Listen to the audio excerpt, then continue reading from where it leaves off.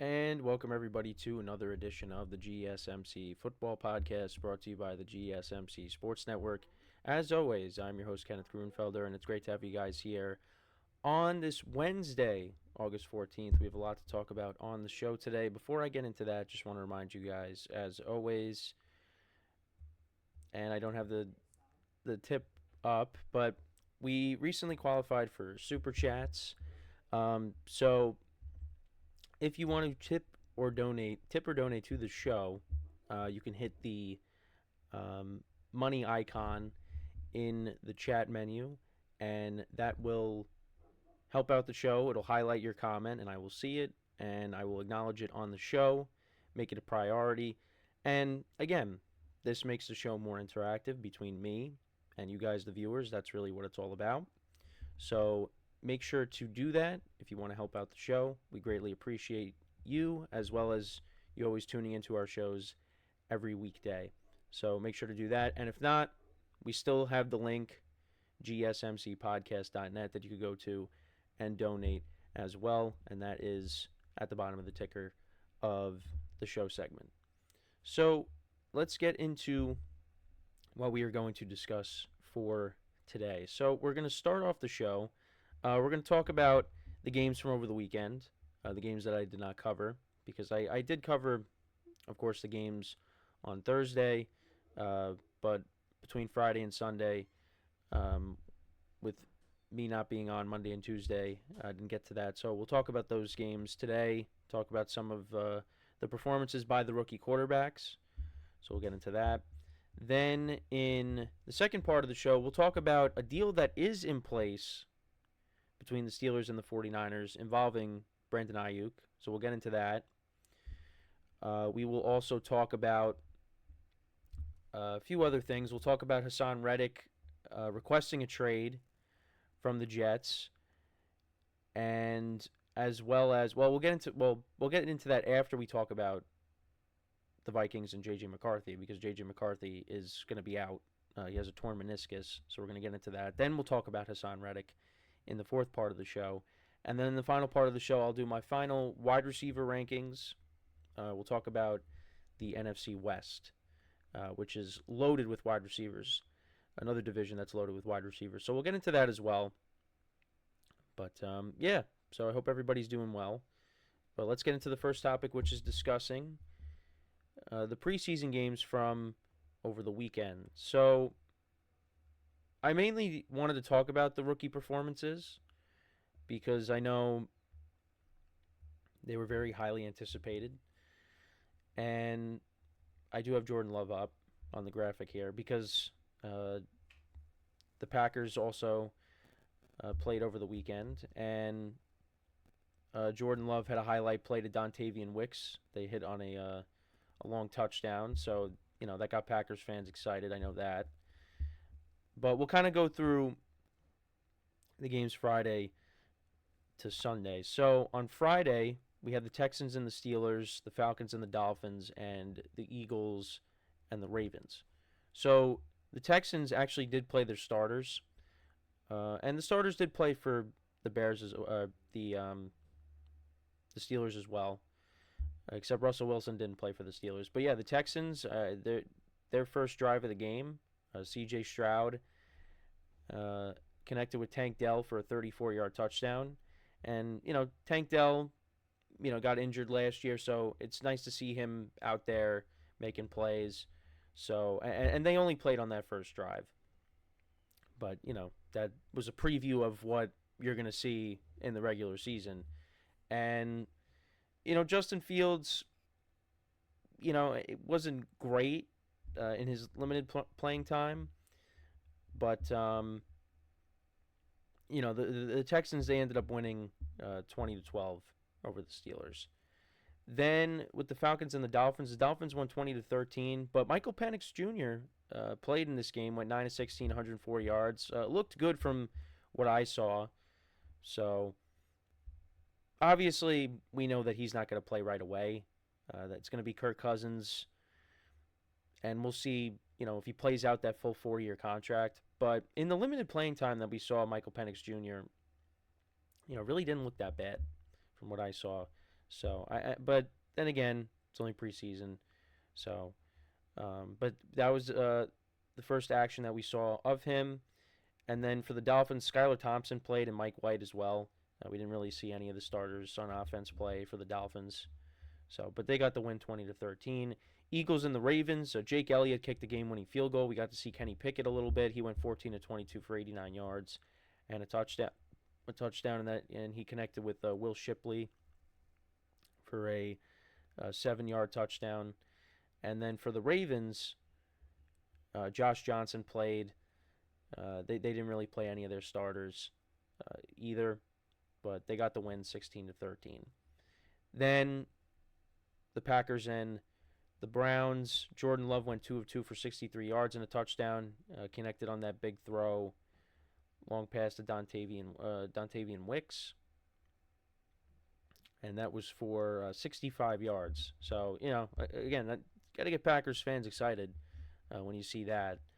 So, but Sean Clifford played most of the game. He went 10-19 for 111 yards, no touchdowns, no interceptions. We didn't see Deshaun Watson play for the Browns. You had Jameis Winston, Tyler Huntley, and Dorian Thompson-Robinson play. And they got their lone touchdown. Was from Aiden Robbins. So the Packers won that game 23-10.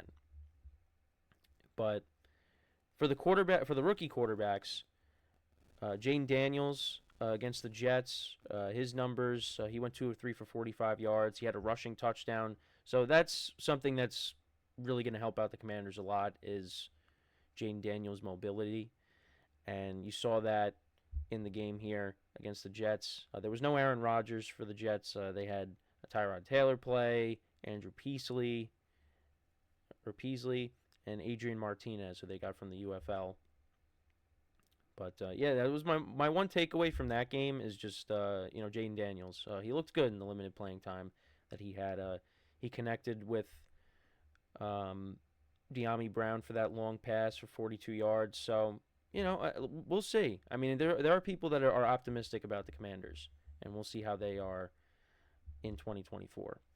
Caleb Williams, of course, highly anticipated debut, went 4 for 7 for 95 yards, no touchdowns, no interceptions, connected with DJ Moore in a couple of passes. He had a no-look pass to DeAndre Swift that went for 42 yards, a nice throw to Cole Kmet. In his limited playing time, he also looked good as well. And, the Bills, they played their starters. Josh Allen only went 2 of 3 for 22 yards. But I did like what I saw from Caleb Williams. So, again, it's only preseason, but still. Gotta like what you saw there. J.J. McCarthy, who we'll talk about a little later in the show. The Vikings won 24-23. It was funny. I turned the game on because it was on NFL Network. I turned it on. I was like, oh, okay, J.J. McCarthy's in. And he immediately threw his one interception. But then after I turned it off, from what I saw from the highlights, looked good on some of those throws that he made.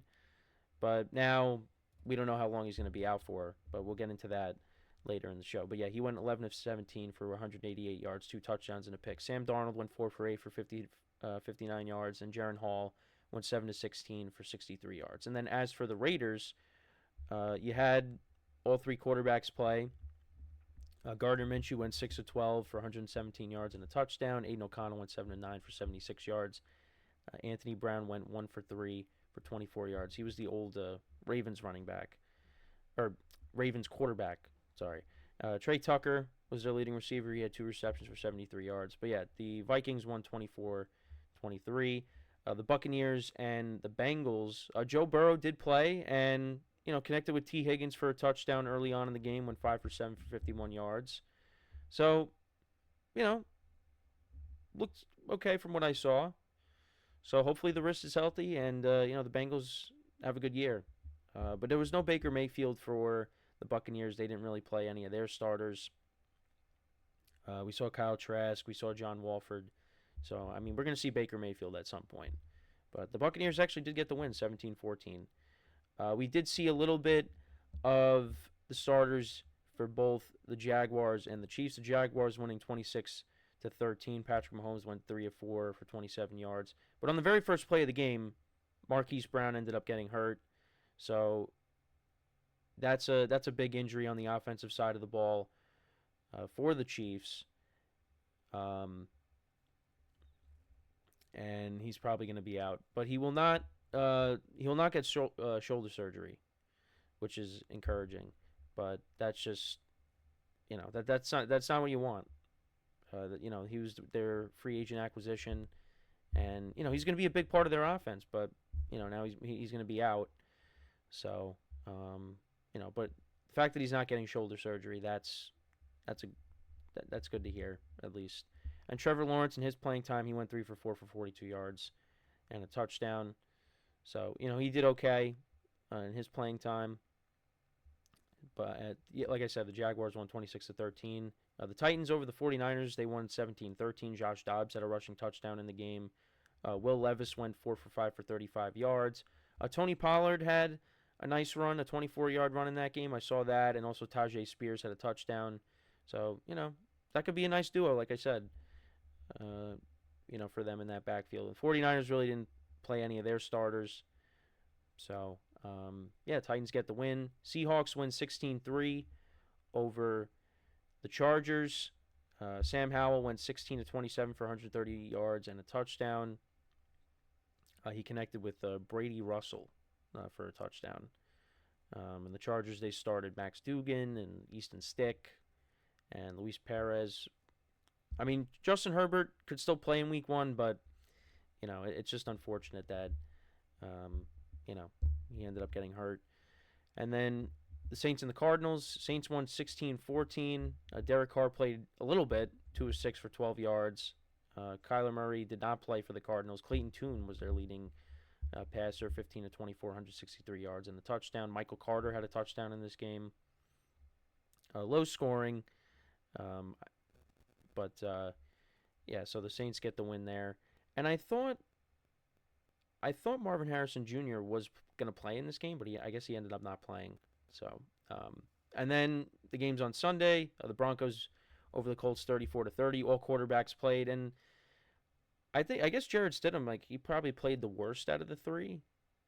But Bo Nix finished with 125 yards and a touchdown. Zach Wilson had 117 yards passing, went 10-13. Made some plays in the game, but again, it's preseason. Don't want to go crazy over it. Cortland Sutton had 35 yards receiving in this game. And Anthony Richardson did play a little bit for the Colts. Didn't look great in the limited playing time, but again, it's just a start.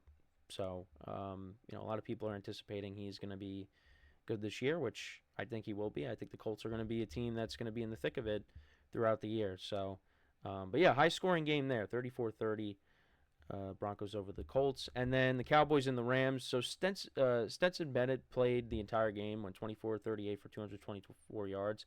Had 4 interceptions, but he threw the game-winning touchdown. So the Rams get the win there. And, you saw Trey Lance, you saw Cooper Rush. Cooper Rush made a nice throw early on in the game. Trey Lance went 25-41 for 188 yards, and he had 44 yards on the ground, but the Rams get the win. But let me know what you guys think, though, about week 1 of the preseason. What were some of your takeaways from that week? Some of the performances. So we're going to take our first break of the show, though, however, and when we come back, we will talk about... the Brandon Ayuk situation. We'll get into that and the latest update on that front. So with that being said, stick around, and we'll be right back here on the GSMC Football Podcast.